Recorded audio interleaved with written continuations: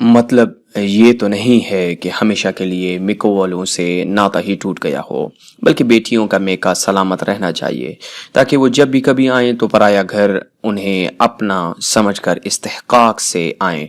بیٹے تو اپنے لیے خود کما کر بنا سکتے ہیں، مسئلہ تو بیٹیوں کا ہوتا ہے۔ ماں باپ کے چلے جانے کے بعد بھی ان کے پاس اپنی گاہ ہونی چاہیے۔ حسان، آپ بھی انوکھے باپ ہیں، سب سے الگ سوچتے ہیں، اصل میں تو آپ اسے خود سے دور نہیں ہونے دینا چاہتے، اس لیے اگر آپ کا بس چلے تو گھر داماد بنا لیں۔ وہ گھور کر بیگم کو دیکھتے ہوئے بولے، ویسے اگر میرا ہونے والا داماد مان جائے تو بھی کوئی اعتراض نہیں۔ پھر وہ دونوں ہنس دیے۔ ماہم کل سے مسلسل فون کر رہی تھی، لیکن موبائل پر ہینڈ فری لگے ہونے کے باوجود ماہر کو کال کا پتہ ہی نہیں چلا۔ اسے ٹیونز پسند تھیں، لیکن رنگ ٹون کا بجنا اسے پسند نہیں تھا، اس لیے وہ ہمیشہ فون کا والیوم سلو رکھتی تھی۔ ماہم نے لینڈ لائن نمبر پر کال کی تو نسرین نے فون اٹھا لیا۔ السلام علیکم آنٹی، میری ماہر سے بات کروا دیں۔ جی وہ تو سوئی ہوئی ہیں، اگر ضروری بات ہے تو بتا دیں، میں بتا دوں گی۔ نسرین بھی ماہم کو جانتی تھی۔ اس ٹائم وہ کیوں سوئی ہوئی ہے؟ اس کا موبائل بھی بند جا رہا ہے۔ ماہم نے تشویش سے پوچھا۔ جی کل جب وہ آپ کی طرف سے آئیں تو رات کو انہیں بخار ہو گیا تھا، لیکن ابھی وہ پہلے سے بہتر ہیں۔ نسرین کو اس کی فکر مند آواز محسوس ہوئی تو اس نے بھی تفصیلی جواب دیا۔ او اچھا، مجھے پہلے پتا ہوتا تو میں صبح ہی آ جاتی۔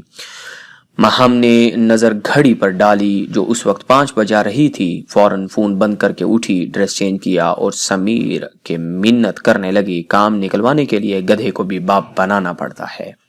بابا اشفاق سکندر تو بھی کام سے نہیں آئے تھے، ان کا اپنا کپڑے کا بزنس تھا۔ سکندر صاحب چاہتے تھے کہ ان کے دونوں بیٹوں کا یہی کاروبار سنبھال لیں، لیکن ارتضیٰ پہلے آرمی میں جانا چاہتا تھا، پھر فیصلہ بدل لیا کہ اگر سب آرمی میں چلے جائیں گے تو پولیس کی نوکری کون کرے گا، جبکہ یہ دونوں ہی ملک کے لیے لازم و ملزم ہیں۔ ماہم نے سکندر صاحب کے سامنے منہ لٹکاتے ہوئے کہا، دادا آپ سمیر سے کہیں مجھے میری دوست کے گھر تو چھوڑ آئے۔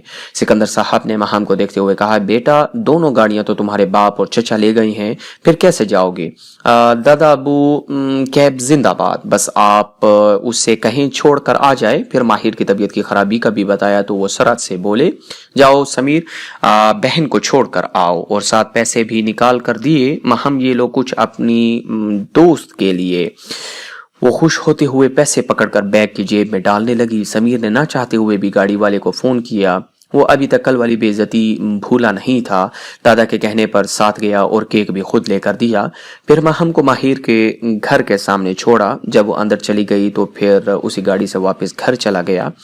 اس نے ایک ذمہ دار بھائی ہونے کا فرض نبھایا تھا۔ ماہم فرغندہ بیگم سے مل کر ان کی تقلید بھی ماہر کے کمرے میں آئی۔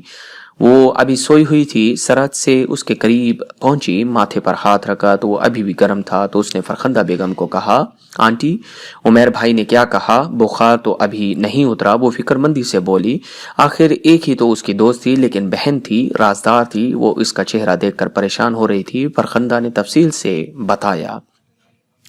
عمیر کہہ رہا تھا کہ ٹینشن کی کوئی بات نہیں ہے، آہ میری نازک جان بچی۔ وہ اس سے پاس بیٹھنے کا کہہ کر خود کچن میں چلی گئی، اور جہاں وہ خود اپنے ہاتھوں سے سوپ بنا رہی تھی۔ ماہی کیا ہوا؟ تم مجھے ہمت کے لیکچر دیتی تھی اور خود دیکھو بستر سے لگ گئی ہو۔ ماہم اس کے پاس ہی کمبل اوڑھ کر بیٹھ گئی اور دھیرے دھیرے اسے جگانے کی کوشش کر رہی تھی۔ آخر تھوڑی محنت کے بعد وہ کسی خواب کی کیفیت سے نکل آئی۔ اپنے اوپر جھکے ماہم کے چہرے کو دیکھ کر ہونٹوں کی جنبش دے کر مسکرائی۔ شکر ہے تم نے آنکھیں تو کھولی، یار قسم سے تم سوتے ہوئے بہت بری لگتی ہو۔ وہ مصنوعی خفگی سے بولی۔ تم کب آئی؟ ماہر نے اپنا منہ پر ہاتھ پھیر کر خود کو بیدار کیا۔ ابھی تھوڑی دیر پہلے۔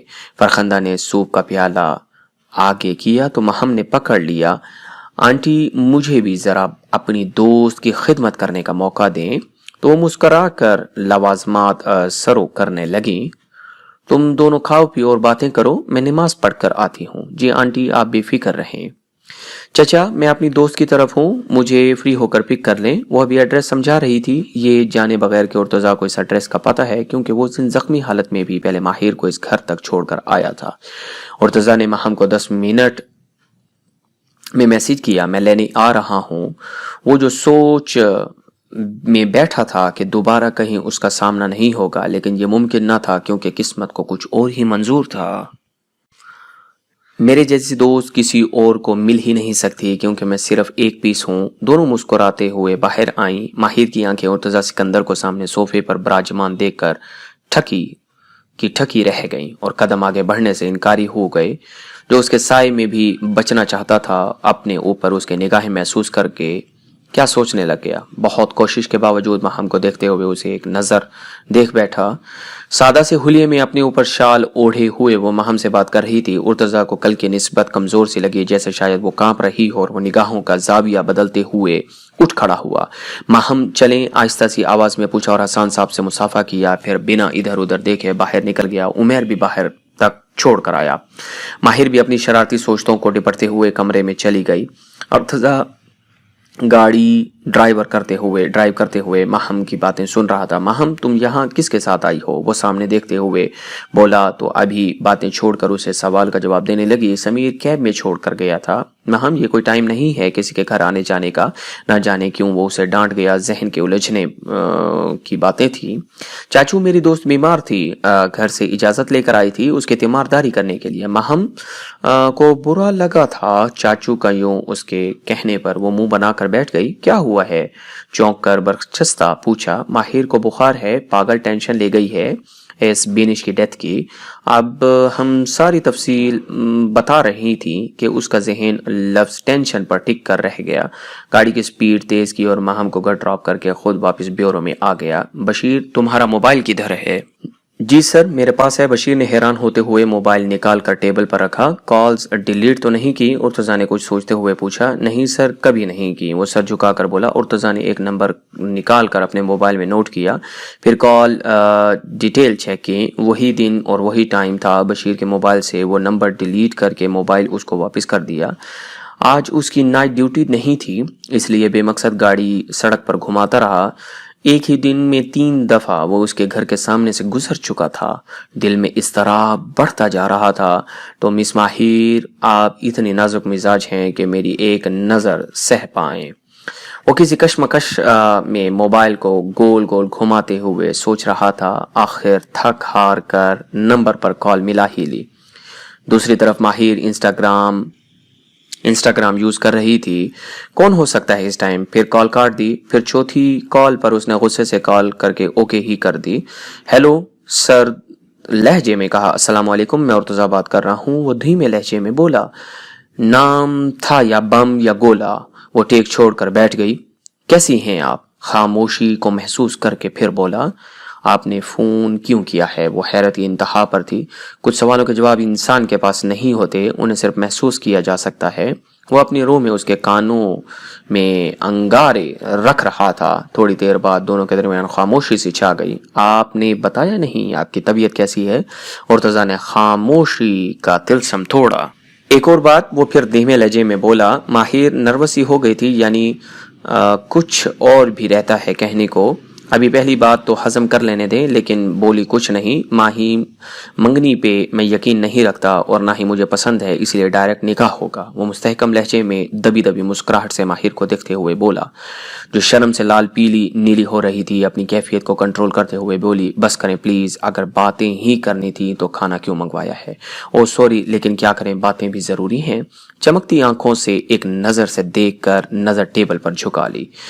اگلے دن کالج میں پہلا دن تھا, پیر کا دن تھا. وہ ایگزیبیشن ہال سے باہر آئی تو کلاس فیلوز ایک گروپ ان دونوں کی طرف دوڑتے ہوئے آئے. ماہم بینش کے بارے میں تمہارے چچا نے کیا بتایا؟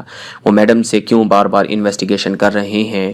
ان چاروں میں سے ایک تجسس کی بات چھا رہی تھی. یار جان بوجھ کر اس کو چھوڑ دو, قبر تو آرام کرنے دو. ماہم غصے سے اور بیزاری سے بولی. ہم تو بس میڈم کے لیے پوچھ رہے ہیں, اچھا نہیں لگنا وہ روز پولیس اسٹیشن جائیں. وہ بھی منہ لٹکا کر بولی تھی. پہلے چچا کو لگا تھا کہ ہو سکتا ہے کہ میڈم نے ڈانٹا ہو, لیکن انویسٹیگیشن کے بعد پتہ چلا کہ اس کے گھر والوں سے اسے ٹارچر کر رہے تھے. گھروں کے جھگڑے سے تنگ آ کر اس نے سوسائڈ کر لی۔ ماہام نے تعصف بھرے لہجے میں تفصیل بتا دی۔ ارتضیٰ نے یہ سب اسے تفصیل رات کو بتایا تھا۔ وہ سب سن کر آ کر آپس میں چیم و گوئیاں کرنے لگیں۔ میں نے تو پہلے ہی کہا تھا کہ وجہ ہوگی۔ اوکے، اگر آپ لوگوں کو کچھ اور نہیں پوچھنا تو ہم دونوں جائیں۔ ماہام نے آنکھیں سکیڑ کر جان چھڑانا چاہی۔